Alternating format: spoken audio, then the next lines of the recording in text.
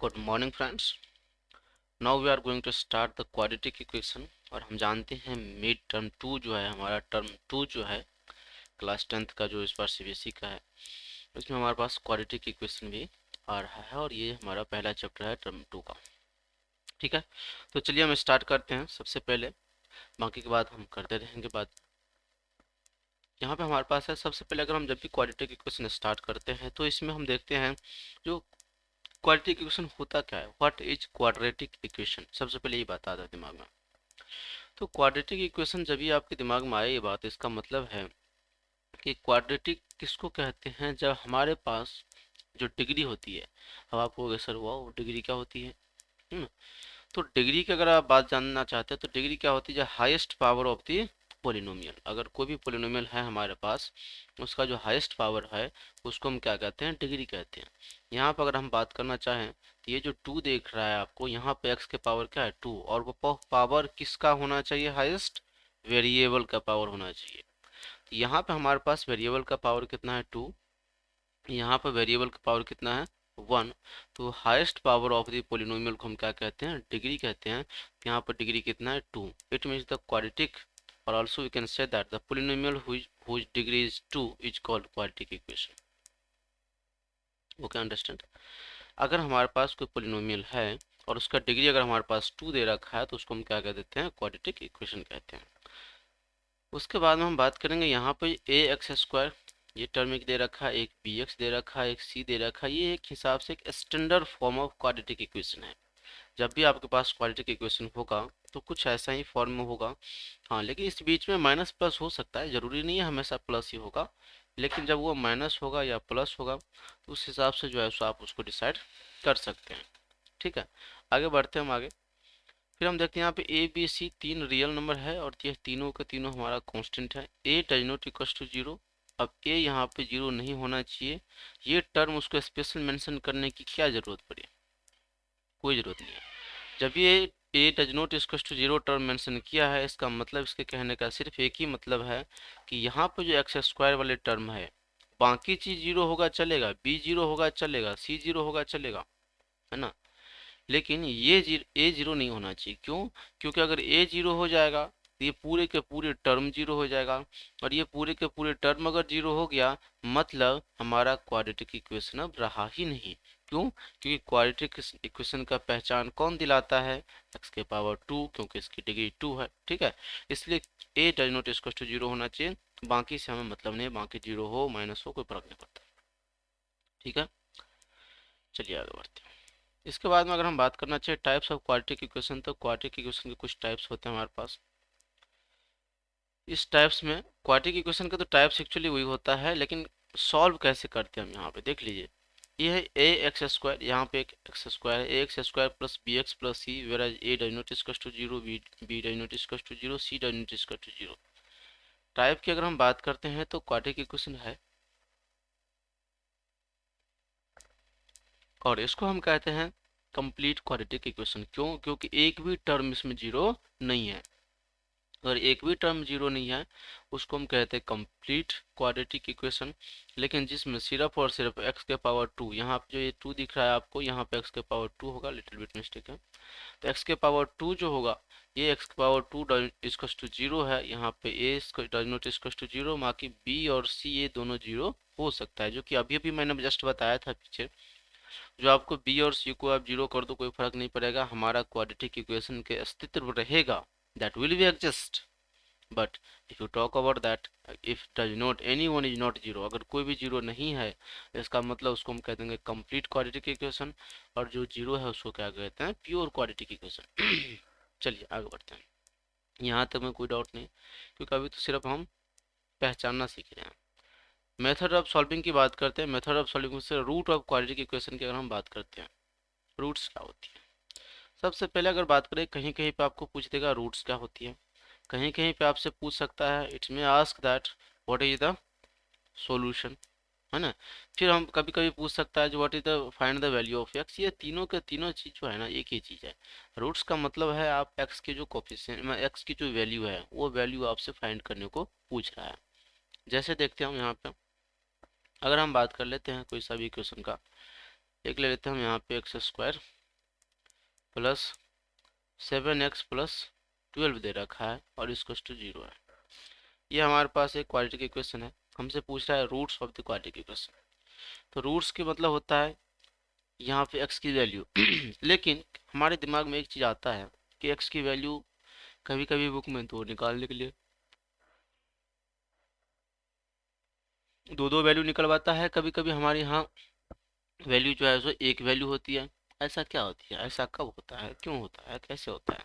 इस बात को जानने के लिए हम क्या करते हैं, सबसे पहले जब भी हम इसको देख रहे हैं इसमें हम देखते हैं कि x की डिग्री कितने हैं। जितने डिग्री होंगे उतने ही x की वैल्यू पॉसिबल होंगे। अगर आपके पास यहाँ पर डिग्री 2 है मतलब x की कितने वैल्यू पॉसिबल है, 2 वैल्यू पॉसिबल है। अगर हमारे पास यहाँ पर डिग्री 1 है, जैसे कि अगर हम लीनियर इक्वेशन की बात करते हैं, जैसे ले लेते हैं हम एक 3x प्लस 6 इसका टू मैं 18 लिख दिया है ना, या सीधा लिख दो आप 3x, कोई भी अंदर ले लेते हैं हम 3x प्लस 6 इसका टू 0 ले लेते हैं। ये हमारा डिग्री कितने है, इसका 1 डिग्री है। और 1 डिग्री का मतलब 1 डिग्री का मतलब हम इसकी बात कर रहे हैं, हम बात कर रहे हैं लीनियर इक्वेशन की। और लीनियर इक्वेशन में 1 डिग्री है, इसका मतलब इसकी पावर भी कितना है, 1 है। तो 1 पावर मतलब इसकी वैल्यू कितनी होगी x की, यहाँ पे x की वैल्यू सिर्फ और सिर्फ एक वैल्यू पॉसिबल होगी। लेकिन अगर इसकी डिग्री 2 है तो x की कितने वैल्यू पॉसिबल होगी, 2 वैल्यू पॉसिबल है। अगर x की वैल्यू, अगर x की पावर 3 लिखा रखा है मतलब x के कितने वैल्यू पॉसिबल है, 3 वैल्यू पॉसिबल है। ठीक है, तो इस हिसाब से जो है सो हम निकाल सकते हैं रूट्स ऑफ क्वाड्रेटिक इक्वेशन। मतलब हमें एक हिसाब से ये क्या फाइंड करवाना चाह रहा है, तो ये फाइंड करवाना चाह रहा है उसकी सॉल्यूशन। कैसे फाइंड करेंगे हम आगे देखेंगे। Actually methods to solve the quadratic equation, quadratic equation को सॉल्व करने की कौन कौन सी मेथड्स है। तो मेथड्स की बात करते हैं, यहाँ पर देख लेते हैं। ये हमारे पास मेथड्स देर आर मतलब 3 मेथड्स होते हैं, लेकिन आपके जो एग्ज़ाम है उसमें हमारे पास 3 मेथड्स नहीं, इस बार जो है सो 2 पूछा गया है। जैसे कि एक होगा separation methods, there are 3 methods to solve the quadratic equation. एक होता है फैक्टराइज मेथड जिसको हम सेपरेशन मेथड भी कहते हैं, मिडिल टर्म सेपरेशन मेथड कहते हैं। दूसरा होता है हमारे पास स्क्वायर करके, और तीसरा होता है हमारे पास फॉर्मूला बेस पे। चलिए खैर हम यहाँ पे करते हैं। पहला हमारे पास फैक्टराइज मेथड्स है। फैक्टराइज मेथड्स अगर आप लोगों को आ रहा होगा तो ठीक है, बट हम एक क्वेश्चन से ज़रूर इसको बताने की कोशिश करेंगे। जैसे कि अगर हम बात करते हैं, एक क्वेश्चन अभी भी जस्ट मैंने लिखा था, x square plus 7x plus 12 इसको टू कितना है, 0 दे रखा है। अगर ऐसा दे रखा है x square plus 7x plus 12 इसको टू 0, तो इस केस में अगर हमें x की वैल्यू फाइंड करनी है, x की वैल्यू इन द सेंस हम कह सकते हैं जो कैसे फाइंड करेंगे, कौन से मेथड से, तो फैक्टराइज मेथड से। कौन से, फैक्टराइज मेथड से। It means we have to factorise it. और फैक्टराइज का मतलब कैसे हम इसको फैक्टर बनाएंगे, तो इसको फैक्टर बनाने के लिए हम मिडल टर्म सेपरेशन मेथड का यूज करते हैं। इसके लिए आप मुझे बताओ x के यहाँ पे कोफिशिएंट कितना है, बताओ कितना है, 1 है। नहीं कुछ रहता है तो क्या होता है, 1 होता है। इस 1 का मल्टीप्लाई हम सीधा और सीधा किससे कर देते हैं, 12 से कर देते हैं। यहाँ तक में कोई दिक्कत, कोई दिक्कत नहीं। 12 से 1 को मल्टीप्लाई किया हमने तो 12 मल्टीप्लाई 1 आंसर कितना आ गया, 12। अब इस 12 को क्या करना है, हमें फैक्टराइज कर देना है। क्या करना है, फैक्टराइज।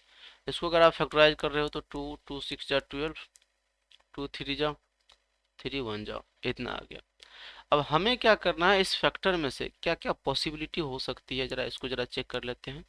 यहाँ पे हमारे पास 2 2 जा 4, क्या ऐसे भी लिख सकते हैं 2, मतलब हम इस 12 को ही लिखना है मल्टीपल के फॉर्म में, तो 2 मल्टीप्लाई 6 लिख सकते हैं, कितना आ जाएगा, 12, है ना। 4 मल्टीप्लाई 3 लिख सकते हैं, ये भी कितना आ जाएगा, 12।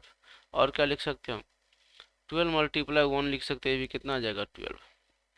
मतलब इस फैक्टर को मल्टीप्लाई करने पर 12 तो आएगा ही आएगा, इतना तो 100% हमें श्योरिटी है। But the how to middle term separation, what is the necessity of, what needs are here. तो अगर किस नीड्स की पहचाने, किस चीज़ की ज़रूरत है, तो यहाँ पे जो भी टर्म आप 2 टर्म बना रहे हो ना, उस दोनों का सम करके हमारा यह मिडल वाला वैल्यू 7 आना चाहिए। कंडीशन ये है इसका, जो भी टर्म हम बना रहे हैं, यहाँ पर 6 प्लस 2 कितना हो गया, 8, लेकिन हमें चाहिए कितना था, 7, तो इसको हम क्या कर देंगे, क्रॉस कर दिए। दूसरा 4 प्लस 3 हमारे पास कितना है, 12, तो यहाँ पे 4 और 3 को ऐड करो कितना हो गया, 7, तो हम क्या करेंगे, यहाँ पे 7 इसको हम अप्लाई कर सकते हैं, ये हमारे लिए सही है। यहाँ पर 12 इसको भी चेक कर लेते हैं एक बार।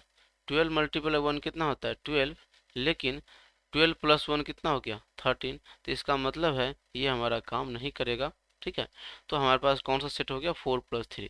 चलिए अब हम यहाँ पे बात करते हैं, इसी को जस्ट सॉल्व करेंगे। ये आप यहाँ से बाकी को हम इरेज कर देते हैं, सिर्फ 4 प्लस 3 को यहाँ पे रखते हैं क्योंकि इसकी ज़रूरत है। अब देखिए अगर हमने यह 4 प्लस 3 सेलेक्ट कर लिया, अब क्या करेंगे ये देखिए एक्स स्क्वायर प्लस और यहाँ पे 4x, सेम चीज़, हम कोई चेंजेस नहीं कर रहे हैं, मिडल टर्म को बस सेपरेट कर दिए। इसको हम क्या लिख सकते हैं 4x प्लस 3x लिख सकते हैं, और प्लस में कितना लिख सकते हैं 12 इक्वल्स टू 0। अब हम यहाँ से कॉमन लेंगे और फैक्टर बना देंगे। जैसे कि x अगर हमने कॉमन ले लिया तो क्या क्या हो सकता है x प्लस 4, इस दो में से एक बार कॉमन लेंगे, इस बार एक दो में से कॉमन लेंगे, x प्लस 4 प्लस यहाँ पे 3 हम कॉमन ले लेते हैं, फिर से हमारे पास क्या आ गया x प्लस 4। अब इसको टू कितना 0। अब देख लेते हैं x प्लस 4 यहाँ भी है, x प्लस 4 यहाँ भी है, फिर से दोनों सेम है, इस दोनों को भी कॉमन ले लेते हैं। तो x plus 4 into x plus 3 और इसको टू कितना हो गया 0। अब इस कंडीशन में हम x प्लस 3, ये जो 0 होने का मतलब है या तो x प्लस 4 की वैल्यू 0 होगी या x प्लस 3 की वैल्यू 0 होगी, है ना। इसके लिए हम क्या करते हैं दोनों को 0 करके चेक कर देते हैं। x प्लस 4 इसकस टू 0 करते हैं तो x की वैल्यू कितना होगी -4, और यहाँ पर x प्लस 3 इसकस टू अगर हम 0 करते हैं तो x की वैल्यू कितना होगी -3। तो हमारा जो x की वैल्यू आ गई, ये वो x की वैल्यू या तो हमारे पास प्लस माइनस का 3 होगा या वो वैल्यू माइनस के 4 होंगे, ठीक है। तो ये था हमारा मिडल टर्म सेपरेशन मेथड। अगर इस समझ में आ गया है तो अच्छी बात है, अगर नहीं समझ में आया है तो आप नीचे कमेंट में लिख सकते हैं, हम आपको फिर से ट्राई करेंगे समझाने की, या हो सकता है एक अलग समय मेथड चला दूँ जिससे आप मिडल टर्म सेपरेशन मेथड या फैक्टराइज मेथड, जो भी डाउट होगा आप कमेंट में लिख सकते हैं, उस हिसाब से हम आगे बढ़ेंगे। चलिए आगे बढ़ते हैं। यहाँ पर दूसरा हमारे पास ये एक क्वेश्चन दे रखा है, आपके फर्स्ट एक्सरसाइज का क्वेश्चन है। There are the rectangular plot and इसमें आपको इक्वेशन बनाना है, ठीक है। तो जरा देखते हैं कैसे बुलाते हैं। इक्वेशन बनाने की जब ये बात आती है तो सबसे पहले हम क्या करते हैं, इतना तो पता है हमें, तो जो चीज़ नहीं पता रहता उसको हम क्या कर लेते हैं कुछ भी एज्यूम कर लेते हैं।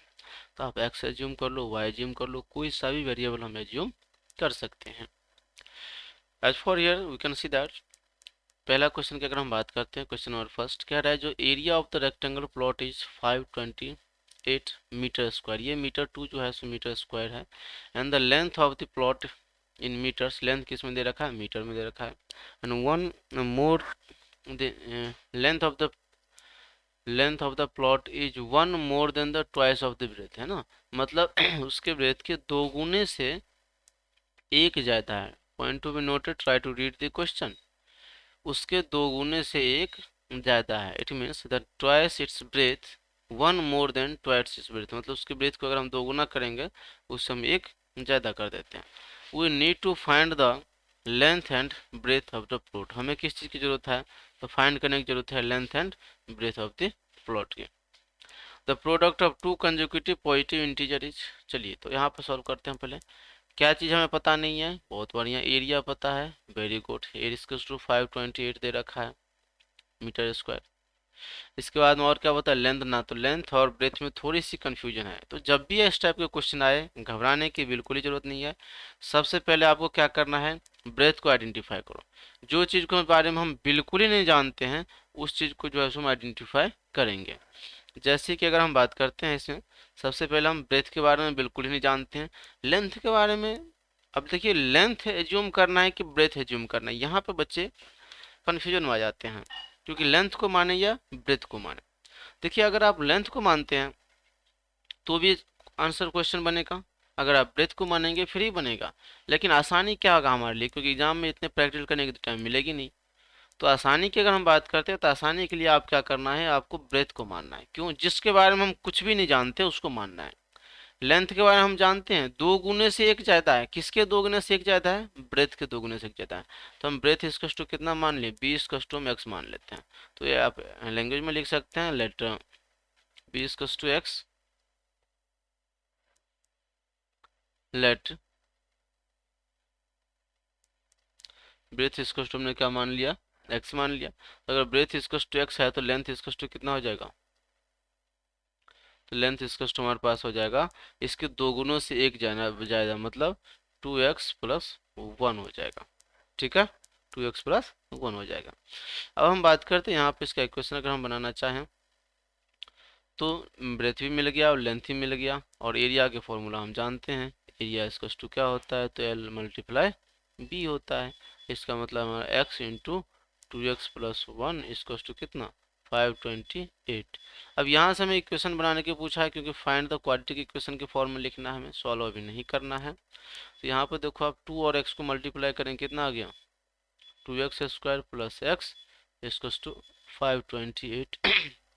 यहाँ से इसको हम शिफ्ट करेंगे इधर पे तो कितना आ गया 2x² प्लस एक्स माइनस के 528। और ये जो है हमारा एक क्या बनकर तैयार हो गया, क्वाड्रेटिक इक्वेशन बनकर तैयार हो गया। ठीक है फ्रेंड्स, ओके। चलिए अगर हम दूसरा क्वेश्चन की बात करते हैं तो दूसरा क्वेश्चन कहता है the product of to consecutive positive integer is 306। दो कंजिक्यूटिव पॉजिटिव इंटीजर का जो प्रोडक्ट होगा वो कितना है, 306 दे रखा है। And we need to find that integer, हमें वो इंटीजर फाइंड करनी है, लेकिन इस क्वेश्चन में उसका हमें क्या बनाना है, क्वाड्रेटिक इक्वेशन बनाना है। क्या आप बता सकते हैं कंजिक्यूटिव क्या होता है? Very good. कंजिक्यूटिव का मतलब होता है लगातार। अगर हम ऐसे नॉर्मल में लगातार की संख्या, और लगातार की कह रहे हैं the product of to consecutive positive integer. तो अगर मैं एक पॉजिटिव इंटीजर जो होगा है ना, लिख देंगे लेट अ पॉजिटिव इंटीजर, या जो भी है अ पॉजिटिव इंटीजर जो होगा उसको हम कितना मान लेते हैं, x मान लेते हैं। तो अनदर कितना होगा, सिंपल में अगर हम अनदर की बात करते हैं तो अनदर कितना हो जाएगा हमारे पास, x प्लस 1 हो जाएगा। ऐसा क्यों, ऐसा इसलिए x प्लस 1 हो जाएगा क्योंकि कंजिक्यूटिव का मतलब लगातार होता है। आपको x प्लस 1 ही क्यों, 2 भी तो हो सकता है, बिल्कुल नहीं 2 हो सकता है। क्यों, क्योंकि लगातार पॉजिटिव का मतलब होता है जैसे 5 अगर आपने लिखा है तो 5 के बाद क्या लिखोगे 6, अगर आपने 8 लिखा है तो 8 के बाद क्या लिखोगे 9। तो ये अगर हम इसको x मान लें तो इसमें एक ऐड करेंगे तभी तो ये हो जाएगा। ध्यान रखना यहाँ पे टू पॉजिटिव कंजिक्यूटिव इंटीजर पूछा है। अगर ऐसी में ऑड नंबर इवन नंबर पूछता तो उस केस में हम 2 प्लस में कर सकते थे। ठीक है, तो यहाँ पे इसके बाद में क्या रहता है प्रोडक्ट ऑफ दिस, मतलब x इंटू एक्स प्लस 1 इसको कितना दे रखा है प्रोडक्ट में। यहाँ पे अकॉर्डिंग टू क्वेश्चन भी आप लिख सकते हैं अपने सॉल्यूशन के लिए। और कितना हो जाएगा 306। अगर इसको मल्टीप्लाई करते हैं तो कितना हो गया x² प्लस एक्स इसको कितना 306।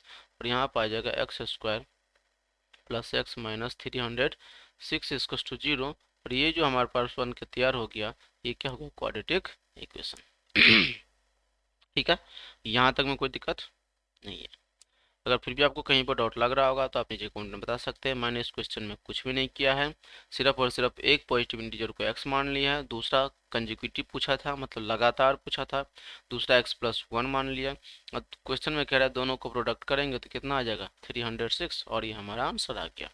ठीक है, चलिए बढ़ते हैं आगे। कह रहा है Rohan's mother is 26 year old, Rohan's mother is 26 year old him, and then the product of their age and 3 year from the now will be 360. what would be the find that Rohan's age।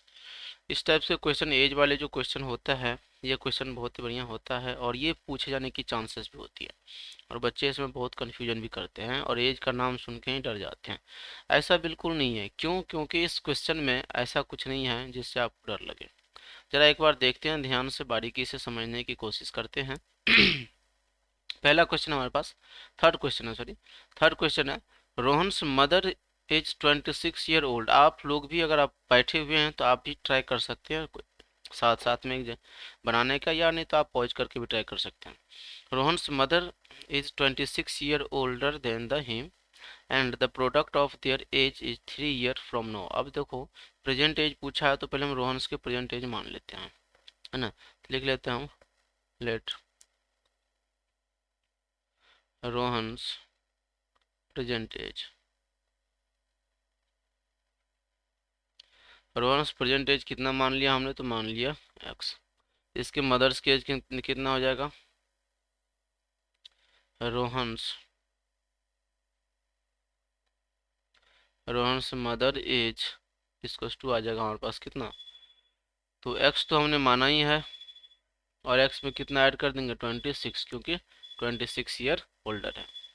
चलिए अब कह रहा था product of their age 3 year from now, point to be noted, and question यहाँ पढ़ना है ध्यान से। 3 year from now will be, एक और तरीका है पहचानने का, विल बी से पहचान सकते हो, या 3 ईयर फ्रॉम नाउ का मतलब अगर आप जानते हो तो उससे भी जानते हो, मतलब ये 3 साल बाद की बात कर रहा है, ठीक है।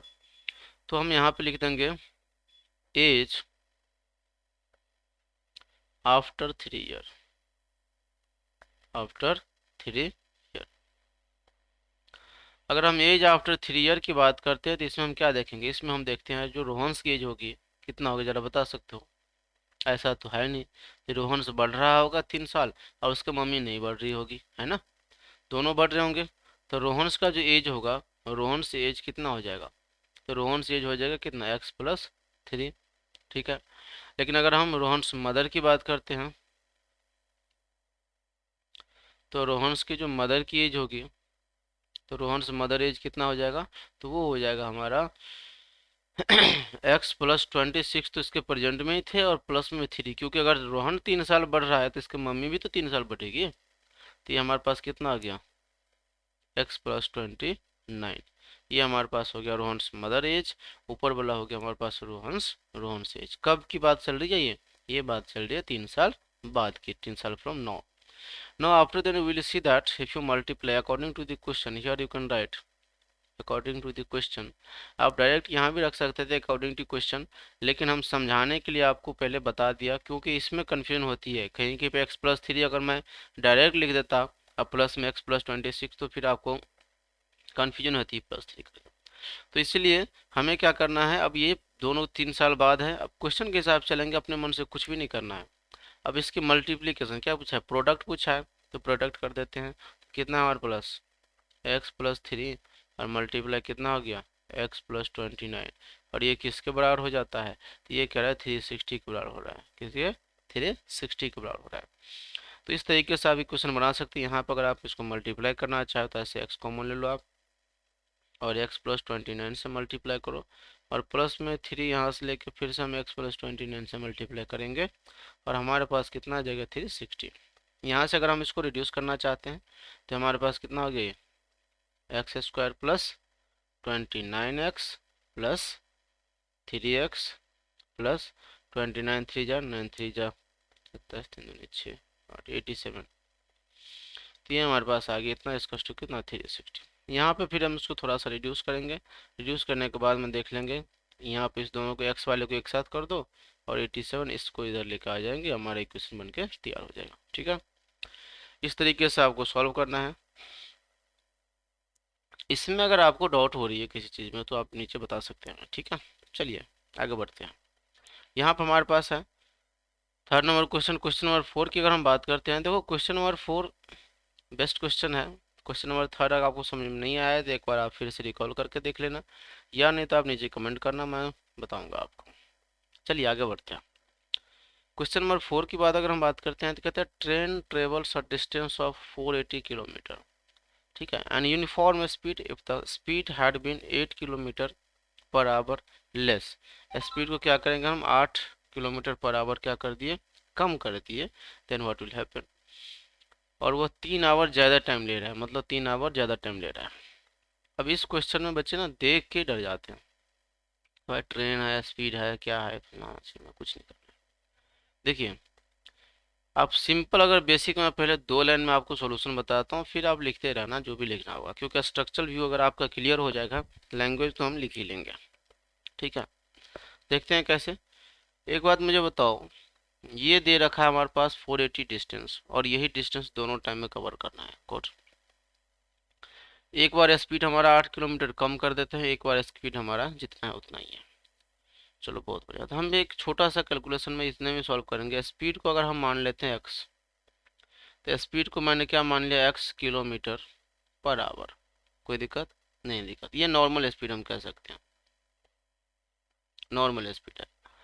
स्पीड अगर हमारे पास x है तो टाइम आप मुझे बता सकते हैं क्या होगा, बिल्कुल होगा। अगर हम नॉर्मल टाइम की बात करते हैं तो इसको मैं t1 लिख देता हूँ नॉर्मल टाइम को। t1 हमारे पास कितना होगा, टाइम का formula distance upon speed. Distance कितना है हमारे पास 480 अपॉन स्पीड कितना है हमारे पास x। इसी तरीके से अगर हम अनदर स्पीड जो डिक्रीज स्पीड हम कह सकते हैं, या हम कह सकते हैं जो स्पीड जो कम हो गया उसका कितना होगा। डिक्रीज स्पीड की अगर हम बात करते हैं तो डिक्रीज स्पीड हमारे पास कितना हो जाएगा, वो हो जाएगा हमारे पास x-8। तो यहाँ से अगर मैं t2 निकालना चाहता हूँ तो t2 कितना हो जाएगा, ये हो जाएगा 480 अपॉन में x-8, है ना। अब मुझे बताओ क्वेश्चन क्या कह रहा है, दोनों तो टाइम निकाल दिया। आप बोलोगे ओ सर टाइम क्यों निकाले, डिस्टेंस से भी कर सकते थे, कोई और तरीका नहीं था क्या। बिल्कुल तरीका और भी है, बहुत सारे तरीका आपको मिलेंगे बहुत जगह। देखिए यहाँ पर अगर हम बात करते हैं, क्योंकि हर एक बुक में जितने भी बुक देखोगे 2-3 तरीके से है, और मैथ्स में एक सिर्फ एक तरीका नहीं होता है। हम अपने हिसाब से बेस्ट एंड शॉर्टकट ढूंढने की कोशिश करते हैं जिसे समझ में आ जाए परफेक्टली, और कम टाइम भी लगे क्योंकि एग्जाम में टाइम भी कम रहता है। और इस बार रिटर्न एग्जाम है, क्योंकि रिटर्न एग्जाम में तो ऑब्वियसली कम टाइम रहता है। तो यहाँ पे स्पीड हमारे पास x दे रखा है, यहाँ पे डिक्रीज ये x-8 दे रखा है, और उसके बेसिस पर हम t1 निकाले, इसके बेसिस पर t2 निकाले। अब कह रहे हैं कि दोनों के बीच में टाइम कितने की गैप हो जाती है, 3 आवर की। इसका मतलब है जो बाद में जो हम चल रहे हैं t2 ये ग्रेटर होगा, क्योंकि धीरे धीरे चल रहा है, x-8 से चल रहा है। तो इसका मतलब है हमारे पास, इसको हम क्या लिख सकते हैं, अकॉर्डिंग टू क्वेश्चन यहाँ पर लिख देंगे 480 अपॉन में x-8 माइनस 480 अपॉन में x, और ये किसके बराबर हो जाएगा, 3 के बराबर। आपको वो सर ये कैसे किया आपने। कंपैरिजन हमेशा लाइकवाइज होता है, ऐसा नहीं हम कभी करेंगे जो कलर का कंपैरिजन हम हाइट से करते, तो वो 5 फीट लंबा है और वो कलर में गोरे हैं, ऐसा ऐसे तो कंपैरिजन होगा नहीं। कंपैरिजन हमेशा लाइकवाइज होता है। तो अगर लाइकवाइज कंपैरिजन होता है इसका मतलब ये 480 दे रखा है, यहाँ पे ये भी 480 दे रखा है, ठीक है। अब इस कंडीशन में क्या करेंगे, 480 अपॉन x-8, 480 अपॉन x, ये भी तो टाइम है जी, ये भी तो टाइम है, दोनों टाइम ही है ना। अगर दोनों के दोनों टाइम है, टाइम माइनस टाइम हमारा टाइम मिल रहा है, 3 आवर भी टाइम है, इसलिए हम ऐसा किए। 480 यहाँ से दिख रहा है, हम 480 को कॉमन ले लेंगे, कॉमन ले लिए। 1 अपन में क्या बचा है x-8, और माइनस 1 अपन में क्या बचा है x। यहाँ पर अगर हम फिर से सॉल्व करना है, थोड़ा सा ऊपर ले चलते हैं इसको। तो 480 को आपको कुछ नहीं करना, अभी रहने तो इंटू में करो। यहाँ पे एलसीएम ले लेंगे तो x इंटू x-8 हो जाएगा, और ऊपर में कितना आ जाएगा, ये जाएगा x माइनस x प्लस का 8। क्यों, क्योंकि जब जाएगा ऊपर में माइनस तो x के पीछे माइनस है तो माइनस हो जाएगा, और यहाँ पे जो माइनस है ये माइनस देके प्लस देगा। अगर इसमें कन्फ्यूजन हो रहा है तो मैं इसको थोड़ा सा और एक आसान तरीका से कर देता हूँ ताकि कन्फ्यूजन ना रहे बिल्कुल। चलिए, क्योंकि एक स्टेप यहाँ पर और बन सकता था। 480 इंटू हम लिख सकते हैं कितना, x minus x minus into x-8, और अपॉन में हम मल्टीप्लाई करके लिख देंगे एक्स स्क्वायर, या ऐसे लिख दो आप एक्स स्क्वायर, अभी नहीं लिखना है, x इंटू x-8, और इसको टू कितना 3। यहाँ से अगर हम सॉल्व करेंगे तो हमारे पास आ गया 480 इंटू यहाँ पे x माइनस x प्लस का 8, और अपॉन में कितना आ जाएगा एक्स स्क्वायर माइनस 8x इसको टू कितना 3। यहाँ से देखते हैं हम फटाक से, ये x कैंसिल हो जाएगा, और ये 8 इधर चला जाएगा, मल्टीप्लाई हो जाएगा इधर। हमारे पास आ गया सिस्टम में 1 अपॉन में 1 तो हम नहीं कह देंगे, खाए हाँ कह सकते हैं 1 अपॉन में एक्स स्क्वायर माइनस 8x इसको टू 3 अपॉन में 480, और मल्टीप्लाई में कितना 8, क्योंकि ये 80 का 480 से मल्टीप्लाई होगा। रिड्यूस कर देते इसको, 3 से काटे, 3 1 जा, 3 16 जा, 160 आ गया। अब हमारे पास आ गया यहाँ पे कितना एक्स स्क्वायर माइनस 1 अपॉन में x square minus 8x equal to में आ गया 1 अपॉन में कितना 8 का 48, और 8 का 8 4 120, ठीक है। क्रॉस मल्टीप्लाई करेंगे तो हमारे पास कितना आ जाएगा, एक्स स्क्वायर माइनस 8x इसको टू 128 आ जाएगा। इसका इससे मल्टीप्लाई, इसका इससे मल्टीप्लाई किए, और इसको एक साइड अगर हम ला लेते हैं तो x square minus 8x minus 128 8 equal to 0। तो ये जो बन के तैयार होगा ये क्या हो गया, क्वाड्रेटिक इक्वेशन। आपको कि वो इतना बड़ा हो गया जी, बड़ा इसमें कुछ नहीं है, सिंपल आपको कंसेप्ट यहाँ तक ही क्लियर समझना है। और यहाँ के बाद में ये इक्वल टू 3 भाई, यहाँ पे यहाँ के अगर यहाँ तक आपको समझ में आ गया तो फिर आगे कुछ नहीं है, आगे कैलकुलेशन है सिंपली, ठीक है।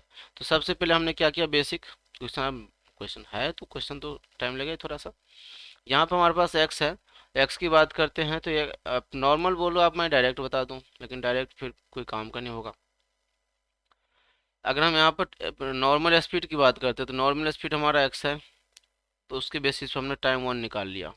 डिक्रीज स्पीड, स्पीड कम करना है, स्पीड कम कर दिया 8 किलोमीटर, तो x minus 8 kilometre per our हो गया। इसके बेसिस पे हमने टाइम 2 निकाल लिया। अब कह रहे हैं दोनों के बीच का डिफरेंस कितना है, 3 आवर। दोनों का बीच का डिफरेंस किया, 3 आवर आ गया। 480 यहाँ पे दोनों में था, कॉमन लिया, फिर बाकी क्या होता है फ्रैक्शन एडिशन, और फ्रैक्स फाइनली हमारा आंसर क्या हो जाएगा ये। तो अगर आपको यहाँ तक समझ में आ गया है, ये चीज़ तक समझ में आ गया, उसके बाद में तो सिर्फ और सिर्फ कैलकुलेशन है और कुछ है ही नहीं क्वेश्चन में। यही तो मेन है हमारा। यहाँ के बाद में आपको जितना, इसको शॉर्टकट भी हम कर सकते थे, लेकिन शॉर्टकट में थोड़ी सी दिक्कत हो जाएगी समझने में, किसी को समझ में आएगा किसी को नहीं आएगा, इसलिए मैंने पूरे डिटेल मेथड किया है। शॉर्टकट भी आप इसको कर सकते हैं, ठीक है। यहाँ तक में कोई डाउट है तो ठीक है, नहीं तो फिर हम आगे बढ़ेंगे। चलिए फिर हम बात करते हैं यहाँ पे एक्सरसाइज है। ये जो था आपका पहले एक्सरसाइज का था, दूसरे एक्सरसाइज में इसकी वैल्यू फाइंड करनी है और फैक्टराइज मेथड का फाइंड करना है, ठीक है। तो इसको हम इसी का वीडियो जो पार्ट 2 होगा उसमें हम आपको देखते हैं क्वाड्रेटिक इक्वेशन का, उसमें मैं आपको बताऊंगा जो आप कैसे फैक्टराइज करते हैं और कौन कौन से मेथड है, सेपरेशन मेथड, खैर हम सेपरेशन मेथड इसमें भी बता चुके हैं, तो आप यहाँ से भी देख सकते हैं। इसके बाद और हम इसमें देखेंगे नेक्स्ट जो हमारे पास स्लाइड होगा उसमें, और हम देखेंगे जो कैसे आप सॉल्व करते हैं सारे क्वेश्चन, आप सॉल्व करो। टोटल क्वेश्चन तो हम सॉल्व नहीं करेंगे, नहीं, अगर आप लोगों की ज़रूरत होगी तो हम टोटल क्वेश्चन भी सॉल्व कर सकते हैं, ठीक है। तो आप कमेंट सेक्शन में बता सकते हैं, ठीक है। इसके बाद में फिर आगे टर्म 2 का जितने भी हमारे पास सिलेबस है उस सिलेबस के बेसिस पे हम चलेंगे, और टर्म 2 का हम फटाक से फटाक आई थिंक जनवरी तक में टोटल सिलेबस आई थिंक कोशिश करेंगे जो जनवरी तक में टोटल हो जाए, ठीक है। चलिए फिर इतना ही रखते हैं, बहुत बहुत धन्यवाद, थैंक यू फॉर वॉचिंग।